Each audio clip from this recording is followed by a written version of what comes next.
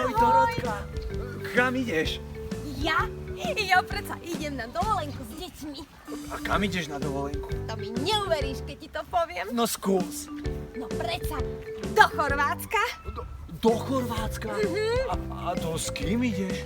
To ideme so všetkými deťmi, ktoré sa k nám pridajú a teraz ich pozývame, pretože nás čaká veľké dobrodružstvo. Počuj, Šašo, máš tu kalendár? Kalendár? Ja mám v hlave kalendár. No tak počúvaj veľmi dobre, pretože od 7. do 16. júla pôjdeme na dovolenku. Ja si musím zbaliť plavky a loptu a veľa hier a všetkého. Ja už musím utekať. Ahoj! Dorotka, ja som sa ťa chcel opýtať, že či môžem ísť s vami do toho Chorvátska. Jasné. Tadiaľto? A už musíš začať bežať. Tak ja idem do Chorvátska, vidíme sa tam, ahojte! Ahoj!